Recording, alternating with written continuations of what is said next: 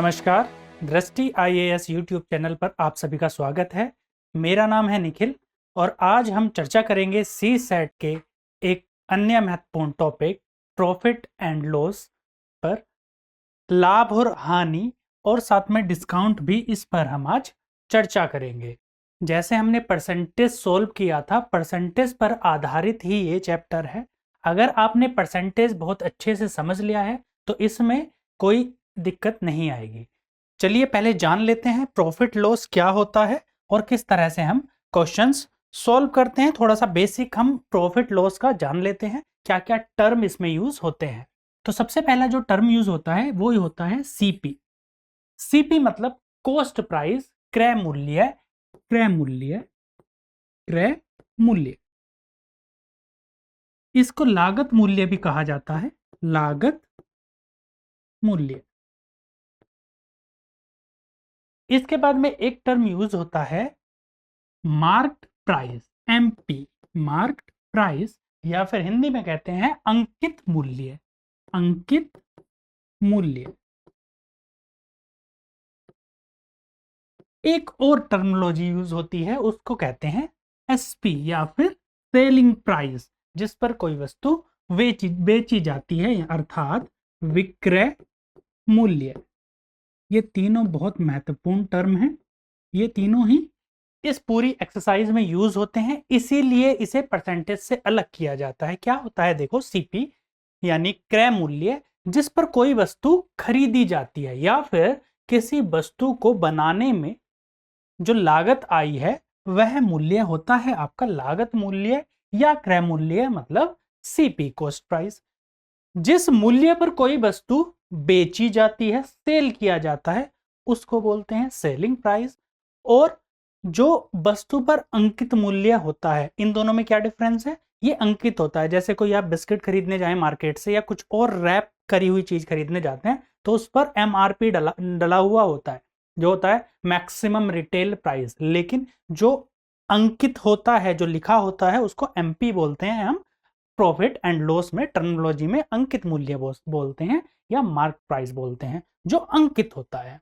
अब इनको रिलेट कैसे करते हैं, इनमें क्या संबंध होता है? देखो, कॉस्ट प्राइस बेस मूल्य है जिस पर सारी गणनाएं की जाती हैं। आपका लाभ हो हानि हो, सारी गणनाएं किस पे की जाएंगी? आपकी कॉस्ट प्राइस पे की जाएंगी, सीपी पर की जाएंगी। अब जो एमपी होता है वो तो क्या होता है? अंकित मूल्य। तो इस पर जब डिस्काउंट दिया जाता है, इस पर जब छूट दी जाती है या फिर डिस्काउंट दिया जाता है, जब डिस्काउंट दिया जाता है मार्क्ड प्राइस पर, तब आता है आपका सेलिंग प्राइस, या अर्थात विक्रय मूल्य। जब अंकित मूल्य पर डिस्काउंट दिया तब क्या आया? Selling price. और जब क्रय मूल्य में लाभ या हानि की स्थिति रहती है, यदि लाभ हुआ तो लाभ अथवा हानि हुई तो हानि, तो लाभ प्रॉफिट या फिर लॉस की अगर स्थिति होती है तो क्रय मूल्य के बाद में, कॉस्ट प्राइस के बाद में क्या बन जाता है? एसपी। तो रिलेशन समझ में आया होगा। सीपी से भी एसपी बनता है और एमपी से भी एसपी बनता है। एमपी पर जब छूट दी जाती है, डिस्काउंट दिया जाता है, बट्टा दिया जाता है, तब एसपी बनता है सेलिंग प्राइस। और जब कॉस्ट प्राइस में, क्रय मूल्य में लाभ हानि होती है, तब भी क्या बनता है? आपका विक्रय मूल्य। कैसे इसको हम अप्लाई करते हैं, हम क्वेश्चन के माध्यम से कॉन्सेप्ट को समझेंगे। चलिए शुरू करते हैं पहले क्वेश्चन से। बहुत सिंपल बेसिक से हम स्टार्ट कर रहे हैं। क्वेश्चन है, यदि लागत मूल्य 800 और प्रतिशत लाभ 30% है तो विक्रय मूल्य और लाभ ज्ञात कीजिए। अब क्या क्या चीजें आपको दी है? ये क्या दिया है आपको? लागत मूल्य। लागत मूल्य क्या होता है? Cost price. तो कॉस्ट प्राइस आपको दिया गया है। सीपी कितना दिया है? रुपए 800 रुपए दिया है। इसके अलावा क्या चीज दी है?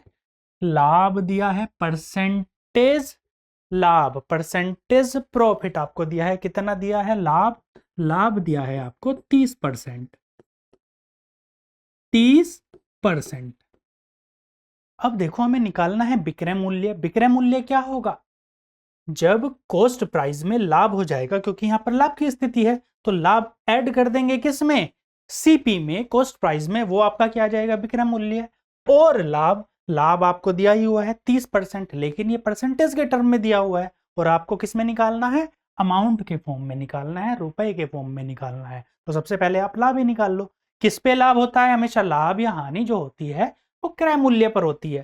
सामान्यतः जो लाभ या हानि है वो क्रय मूल्य अर्थात 800 रुपए पर होगी। तो 800 का हमें लाभ निकालना है 30%, कैसे निकालेंगे, लाभ बराबर 800 जो कि क्रय मूल्य है, इसका कितना है 30% दिया है ना, तो इसका निकालेंगे हम 30%, 30/100, 0 से 0 घटेगा, इस 0 से ये 0 और 3 अट्ठे 24, यानी रुपए कितना आ जाएगा 240। ये आपका लाभ आया है, कितना आया है 240 रुपए।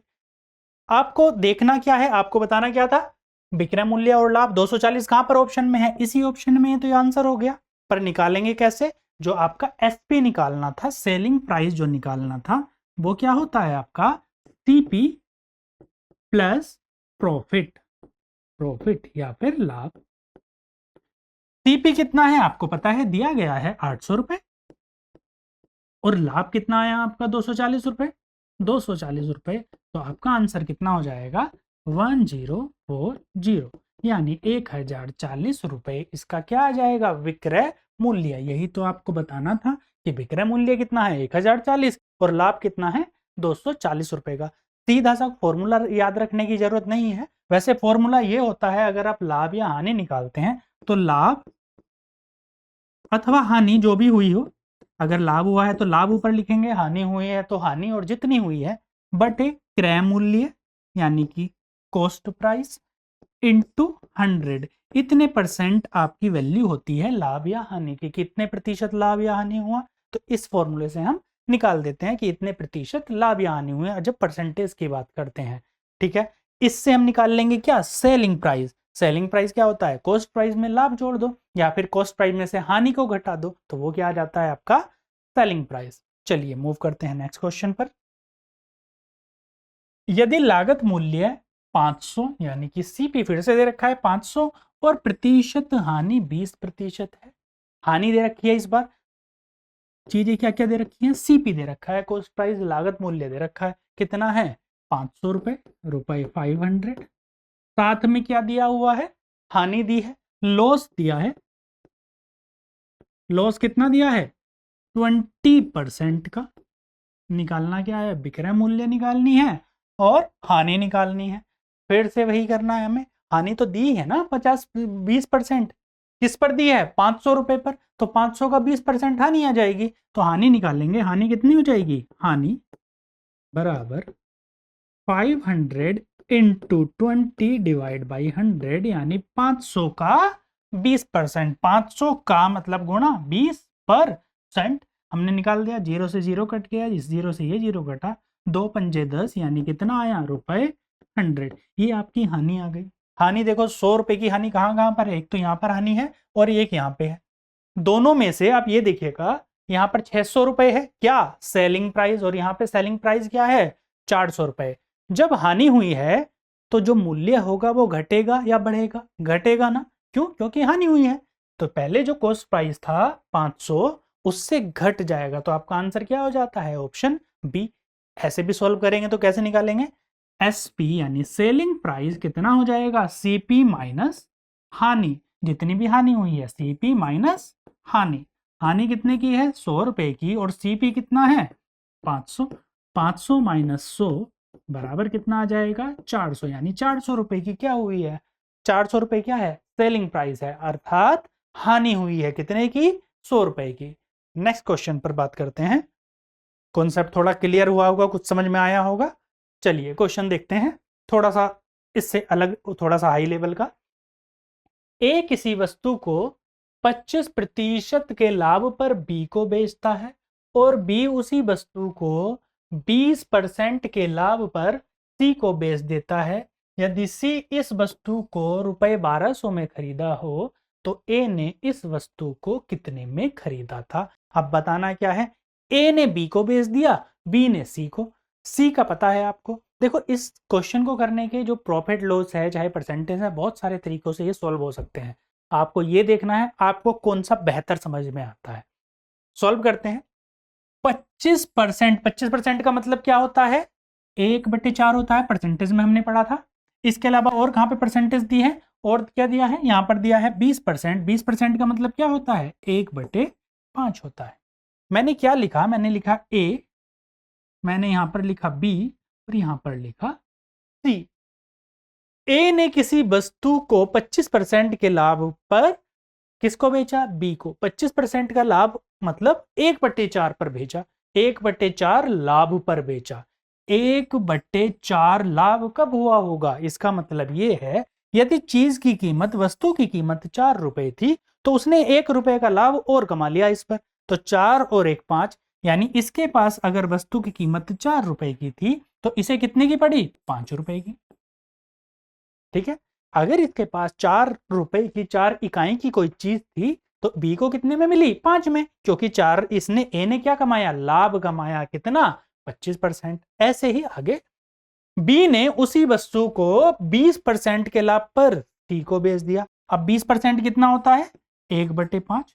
मतलब कहने का क्या है कि यदि बी के पास 5 रुपए की कोई चीज थी तो उसने 1 रुपया कमा लिया इस पर। 1 रुपया कमाया तो कितनी कीमत हो गई वस्तु की, 6। मतलब बी के पास जो 5 रुपए की चीज थी वो सी को कितने में मिली, 6 में। इसको कितने में मिली, 6 में। जो बी के पास 5 रुपए की थी वो सी को कितने में मिली, 6 में। तो अब आपको तीनों चीजों का पता है, ये रुपए नहीं है, ये यूनिट नहीं है, ये है किसी भी टर्म में ये अनुपात है कि यदि कोई चीज 4 की थी तो इसको 5 की पड़ी वही चीज, और वही चीज इसको 6 की पड़ी। कब पड़ी, जब इसने 25% का लाभ कमाया और जब इसने 20% का लाभ कमाया इसको बेचने पर, तब पड़ी। आगे क्या दिया है क्वेश्चन में, यदि सी ने इस वस्तु को 1200 रुपए में खरीदा हो। यहां पर अगर हम बात करें तो 6 में खरीदा है, लेकिन क्वेश्चन में दिया है 1200 में खरीदा है, तो ये 6 यूनिट किसके बराबर हो जाएंगी, 1200 के। यानी 6 बराबर रुपए 1200, 1200 के। तो एक यूनिट की कीमत कितनी आ जाएगी, 1200 बटे 6 से डिवाइड किया तो कितना आ गया, 6 दूनी 12, यानी कि 200 रुपए 200। ये क्या आया, एक इकाई की कीमत। इन इकाइयों में से जो 4 5 6 इकाई थी, इनमें से एक इकाई की कीमत कितनी आ गई, 200 रुपए। बताना क्या है, ए ने इस वस्तु को कितने रुपए में खरीदा। ए ने कितने में खरीदा, 4 इकाई रुपए में खरीदा था ना। एक की कीमत आपको पता है 200, तो 4 की कीमत कितनी हो जाएगी, 4 की कीमत कितनी हो जाएगी, 200 गुणा 4, यानी रुपए 800। ये आपका आंसर हो जाएगा। आंसर कहां पर दिया है, ऑप्शन ए में। तो सही आंसर क्या हो जाएगा आपका, ऑप्शन ए। देखो ये एक तरीका है, बहुत सारे तरीके पॉसिबल हैं। जैसे अगर आपने यहाँ पे 4 की जगह आप 100 मान सकते थे। अगर यहाँ पर 100 लिया होता, 4 की जगह आपने 100 लिया होता, अगर हम 100 मान के करें तो यहाँ पर कितना हो जाता है, 125। क्यों, क्योंकि 25% लाभ हुआ है। अब 125 से यहाँ पर कितना हो जाता, सी के पास में अगर वैल्यू जाती तो 125 पर कितना लाभ कमाता, 20%। 20% होता है 1/5, और 1/5 करेंगे तो 25 जुड़ जाएगा, यानी सी की वैल्यू आ जाएगी 150। अब 100, हमें तीनों की वैल्यू अब भी पता चल गई। यहाँ पर 150, यहाँ पर 125, यहाँ पर 100। अब 150 को 1200 के बराबर रखेंगे, उससे भी आप 100 की वैल्यू निकाल देंगे, तब भी आपका आंसर आ जाएगा। ठीक है, जैसे मर्जी तरीका लगाना है लगाओ। ये इसीलिए सामान्य मानसिक योग्यता है कि आप अपनी जनरल अप्रोच से ही क्वेश्चन को सॉल्व कर सकते हैं। मूव करते हैं नेक्स्ट क्वेश्चन पर। क्या है, 12 संतरों का अलग अलग टाइप भी हैं साथ में। विक्रय मूल्य 15 संतरों के लागत मूल्य के बराबर है, प्रतिशत लाभ और हानि ज्ञात करो। 12 संतरों का विक्रय मूल्य मतलब अगर 12 संतरों को बेच दें और 15 संतरों को खरीद लें तो आपके पास ना कोई पैसा बचता है ना कुछ एक्स्ट्रा लगता है। जितनी 12 संतरों के बेचने पे पैसा मिलता है, 12 संतरों का जो विक्रय मूल्य है वही 15 संतरों की लागत मूल्य के बराबर है। बराबर है तो बराबर रख देते हैं। तो 12 का जो सेलिंग प्राइस है, एसपी है, वो किसके बराबर है, 15 के कॉस्ट प्राइस के, क्रय मूल्य के। 12 का सेलिंग प्राइस, 12 संतरों का जो सेलिंग प्राइस है, विक्रय मूल्य किसके बराबर है, 15 के कॉस्ट प्राइस के। अब इसको सॉल्व करेंगे तो 12 गुणा का मतलब SP, 12 का SP 12 गुणा SP, जितना भी विक्रय मूल्य हो, आपको कुछ लेना ही देना नहीं है अभी तो, क्योंकि आपने तो विक्रय मूल्य माना हुआ है, बराबर किसके 15 गुणा CP के। अगर मैं क्रॉस मल्टीप्लाई करूं, मतलब CP को इसके नीचे ले आऊं और 12 को इसके नीचे, तो क्या हो जाएगा SP अपॉन यानी selling price upon cost price, कितना हो जाएगा 15 तो ऊपर ही रहेगा, 15/12, 3 से डिवाइड करो, 3 पंजे 15 और 3 चौक 12। इसका मतलब क्या है SP अपॉन CP बराबर 5/4। यदि संतरे का जो कॉस्ट प्राइस है, यदि जो संतरे का कॉस्ट प्राइस है वो 4 रुपए है, उस स्थिति में उसी संतरे का जो सेलिंग प्राइस है वो 5 रुपए है। उसी स्थिति में उसका सेलिंग प्राइस है वो इतना है। बताना क्या है, प्रतिशत लाभ अथवा हानि ज्ञात कीजिए। मान लीजिए एक ही संतरा है वही खरीदा और बेचा गया, तब क्या होगा 4 रुपए में तो खरीदा और 5 में बेच दिया, 4 में खरीदा 5 में बेच दिया, तो लाभ कितने का हुआ 1 का। तो लाभ कितना हुआ, लाभ बराबर कितना हो जाएगा 5 माइनस 4 बराबर रुपए 1 का लाभ हो जाएगा। यदि संतरा 4 में खरीदा था 5 में बेच दिया, यही तो कहा हुआ है कि जो SP अपॉन CP है वो 5/4 है। अब प्रतिशत लाभ बताना है, तो प्रतिशत लाभ कितना हो जाएगा, परसेंटेज प्रॉफिट कितना हो जाएगा, प्रॉफिट बराबर 1 क्रय मूल्य, फॉर्मूले में भी लिखा था क्रय मूल्य कितना है 4 मल्टीप्लाई बाय 100, यानी इससे डिवाइड करेंगे तो कितना आ जाएगा 25%। अर्थात इस पूरी प्रोसेस में जो उसका लाभ होगा वो 25% का लाभ होगा। आपका आंसर क्या हो जाएगा 25% लाभ आपका आंसर हो जाएगा। इस तरह से आपको क्वेश्चन को सॉल्व करना था। नेक्स्ट पर मूव करते हैं। यदि किसी वस्तु को 12% लाभ के बजाय 19% लाभ पर बेचा गया हो तो 105 अधिक लाभ होता है। लागत मूल्य यानी कि कॉस्ट प्राइस उसका ज्ञात करना है। देखो क्या दिया गया है, पहले किसी वस्तु को बेचा गया किस पर 12% लाभ पर, उसके बाद में क्या किया उसने, उसी वस्तु को फिर से क्या किया 19% लाभ पर बेच दिया, यानी ज्यादा पर लाभ पर बेच दिया। तो क्या फायदा हुआ उसे कि 105 रुपए उसे अधिक मिल गए। ज्यादा पर बेचा था तो लाभ होता ही, एक्स्ट्रा लाभ होता ना। देखो यदि कीमत उसकी 100% थी, वस्तु की कीमत कितनी थी, यदि 100% थी, तब उसने पहली बार क्या किया है कि वस्तु को 12% के लाभ पर, अगर 100 रुपए की चीज को 12% के लाभ पर बेचेंगे तो वस्तु की कीमत सेलिंग प्राइस कितना हो जाएगा 112%, यानी 100 रुपए की चीज को कितने में बेचा 112% में। ये पहली वाली प्रोसेस थी, फर्स्ट प्रोसेस में। फिर क्या किया उसने, इसी वस्तु को इसकी बजाय 12% पे बेचने की बजाय अगली बार क्या किया उसने 19% पे बेचा, यानी 119% में जो चीज 100% कीमत की थी उसे 119% में बेच दिया। तो उसका जो लाभ है कितने परसेंट का लाभ हुआ उसे, पहले 112% में बेच रहा था, अब 119% में, यानी उसका जो लाभ है वो कितना हुआ 7% का लाभ हुआ। 119 माइनस 12 112 तो कितना हुआ 7%। यदि 7% का लाभ हुआ और यहां पर क्या लिखा है कि 105 अधिक का लाभ होता है, तो दोनों चीजें बराबर हैं। देखो इन दोनों में क्या डिफरेंस, 7 का डिफरेंस, या तो 7% कह लो या इसे 105 कह लो जो कि क्वेश्चन में दिया हुआ है। तो 7% बराबर किसके आ गया, बराबर किसके हो गया 105 के। तो 1% की वैल्यू कितनी हो जाएगी 105 डिवाइड बाई 7 से डिवाइड करेंगे तो कितना आ जाएगा 15 सत्ते 105, यानी कि 15 रुपए। अर्थात 1% की वैल्यू कितनी आ गई 15।